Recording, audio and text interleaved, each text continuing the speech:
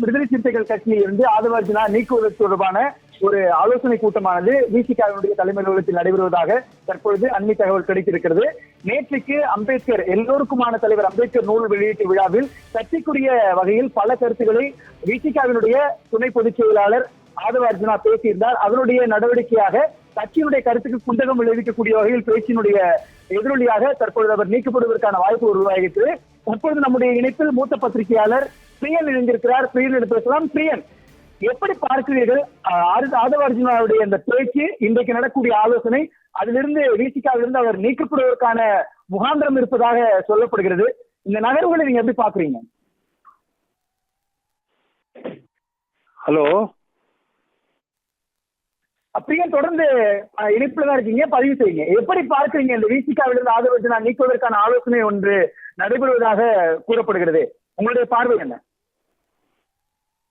இல்ல, இந்த மாதிரியான ஒரு சூழல் தவிர்க்க முடியாதபடி போயிட்டு இருக்கிறத நம்ம பாக்குறோம். ஏன்னா கடந்த 2 மாதமாகவே பாத்தீங்கன்னா ஆதவர்ஜுனாவோட ட்விட்டு போன்ற விஷயங்கள், அதை அவர் வித்ரா பண்ணது போன்ற விஷயங்கள், அப்புறம் உதயநிதியை பத்தி சொன்ன விஷயங்கள், அப்புறம் நேற்று குறிப்பா அந்த புத்தக வெளியீட்டு பேசின விஷயங்கள், இதெல்லாம் கண்டிப்பாக திமுக கூட்டணியில் இருக்கிற விசிகாவுக்கு ஒரு சங்கடத்தை உண்டாக்குற ஒரு விஷயமா நம்ம பாக்குறோம். எஸ்பெஷலி திருமாவளவன் ரொம்ப தெளிவா நாங்க 26ல திமுக கூட்டணியில தான் பயணம் பண்ண போறோம், அந்த கூட்டணியை கட்டமைச்சதே நாங்க தான் சொல்லியிருக்கிறப்போ, நேற்று விஜய் இருக்கிற மேடையில ஆதவர்ஜுனா, அதுவும் விசிகாவின் துணை பொதுச் செயலாளர், மன்னராட்சி போன்ற விஷயங்களை பேசுறது கண்டிப்பாக திமுக கூட்டணிக்கு தலைமை தாங்கும் திமுகவுக்கு ஒரு சங்கடமான விஷயம் மட்டுமல்ல, அந்த கூட்டணியில் அங்கம் வகிக்கும் விசிகாவையும் ஒரு சந்தேகத்தோட பார்க்கக்கூடிய ஒரு நிலையை உருவாக்கி இருக்கிறத நம்ம பார்க்கிறோம். அதனால இந்த விஷயத்துல ஆதவர்ஜுனா விஷயத்துல ஒரு முடிவை எடுக்க வேண்டிய சூழலுக்கு திருமா தள்ளப்பட்டிருக்காரு. இந்த சூழலை திருமா முதலே தவிர்த்திருக்கலாம் என்பதன் கருத்து இருந்தாலும் இப்போ லேட்டா தான் நேற்று அந்த அறிக்கையை விட்டாரு. இன்னைக்கு இந்த விஷயங்களை கையில எடுத்திருக்காரு. ஆதவர்ஜுனாவை நீங்க இதே மாதிரி நீங்க அலோவ் பண்ண முடியாது. ஆதவர்ஜுனாவுக்கு கருத்து சுதந்திரம் இருக்குன்னு அவர் கட்சியிலேருந்து வெளியில போயிட்டு அவர் என்ன வேணா பேசலாம். ஒரு கட்சி ஒரு கூட்டணியில் இருக்கும்போது அந்த கூட்டணி தர்மத்தை அனுசரித்து பேச வேண்டிய அவசியம் இருக்கு. ஸோ அந்த லட்சுமண ரேகாவை அவர் மீறும் பொழுது கட்சி அவர் மீது நடவடிக்கை எடுக்க வேண்டிய கட்டாயத்துக்கு தள்ளப்படுது. அதுதான் இன்றைக்கு நடக்கும் என்று நான் நினைக்கிறேன். பிரியன், நேற்றைக்கு நடந்த அந்த நூல் வெளியீட்டு விழாவில் ஆதவர்ஜுனாவுடைய பேச்சு என்பது சர்ச்சைக்குரிய ஒன்றாக இருந்தது.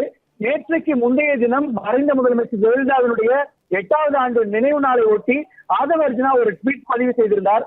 அந்த கருத்தும் ஒரு சர்ச்சையை உருவாக்கி இருக்கிறது. ஏனென்றால் விசிகா திமுக கூட்டணியில் இருக்கும்போது மறைந்த முதலமைச்சர் ஜெயலலிதாவை பற்றி அவர் போட்ட கருத்து என்பதும் நேற்றுக்கு விஜயனுடைய நிலைப்பாடு, இதன் மூலமாக அதிமுக விசிகா ஆதவர்ஜுனா அதே போன்று தமிழக வெற்றி கழகம் இந்த ஒரு கூட்டணி அமைப்பதற்கான ஒரு முயற்சியில் ஆதவர்ஜுனா ஈடுபடுவதற்கான வாய்ப்பு இருக்கிறதா? ஏனென்றால் அவர் ஒரு நிறுவனத்தை கூட நடத்துகிறார், தேர்தல் வகுப்பு சம்பந்தமான விஷயங்கள் இல்லை.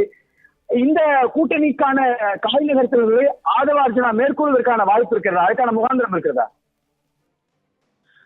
ஆதவர்ஜுனா என்பவர் அவர் ஒரு கட்சி நடத்தல, ஒரு கட்சியில துணை பொதுச் செயலாளர் இருக்காரு. அவர் ஒரு ஸ்ட்ராட்டஜிஸ்டா ஒரு தேர்தல் வியூக வகுப்பாளராக இருக்காரு. அந்த தொழில் அவர் செய்யறாரு. அதனால அவருக்கு என்ன அசைன்மெண்ட் கொடுத்திருக்கோ அதை அவர் பண்றாரு.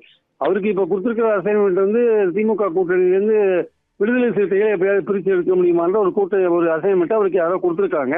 அந்த அசைன்மெண்ட் அவர் ஒர்க் பண்ணிட்டு இருக்காரு. அந்த அசைன்மெண்டோட விஷயத்தை புரிஞ்சுதான் நேற்று திருமா என்ன சொன்னாரு, இந்த சூது பத்தி நான் நல்லா அறிஞ்சிருக்கேன், அதனால தான் தகர்த்தேன் அப்படின்னு சொல்றாரு அவரு. ஸோ இதுக்கு பின்னாடி ஒரு அரசியல் சதி இருக்கிறத திருமாவே சொல்லும் பொழுது இதுக்கப்புறமும் நீங்க ஆதவர்ஜுனா கட்சியில தொடர வைக்கிறதுல என்ன அர்த்தம் இருக்கு? ஆக்சுவலா அவர் இதே மாதிரி தொடர்ந்து பேசியிருந்தாருன்னா அது திருமாவுக்கு ஒரு சங்கடம் கொடுக்கக்கூடிய ஒரு விஷயமா இருக்கும். ரெண்டாவது, ஆதவர்ஜுனா அவர் ஒரு கட்சி நடத்தல, அவர் 2 கட்சியை வேணா இணைக்கிறதுக்கான ஒரு கூட்டணிக்கான ஒரு ஐடியா வேணா கொடுப்பாரே தவிர அதுக்காக ஒர்க் பண்ணுவாரே தவிர மற்றபடி அவர் தனியா எதுவும் கட்சி நடத்தல. அவர் இப்ப இருக்கிற விசிகேன்னு ரிசைன் பண்ணல. அவர் எல்லாம் பேசுறதுக்கு உரிமை படைத்தவர். எப்பன்னா ஒரு கட்சியில இல்லாம தனி மனிதனா இருந்தாலோ அல்லது திமுகவை எதிர்க்கிற ஒரு கூட்டணியில அந்த மாதிரி கட்சிகள்ல இருந்தா ஒரு திமுக அணியை விமர்சனம் பண்ணலாம், திமுக ஆட்சியை விமர்சனம் பண்ணலாம். கூட்டணி தர்மம் என்கிற ஒரு விஷயம் இருக்கும்போது அடிப்படையான சில விஷயங்கள் கூட்டணி தர்மத்தில் கடைபிடிக்கும் போது ஆதவர்ஜுனா அந்த விஷயத்தை மீறும் பொழுது கூட்டணியில் இருக்கிற விசிகாவோட தலைவருக்கு திருமாவளவனுக்கு அவர் மேல நடவடிக்கை எடுக்கிறது தவிர வழி கிடையாது.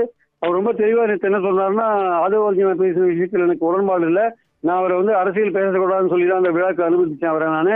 அவர் கடைசியில பாத்தீங்கன்னா இது மாதிரி அரசியல் பேசியிருக்காரு, அவருக்கு உரிய நோட்டீஸ் கொடுப்போம்னு அவர் சொல்லியிருக்காரு.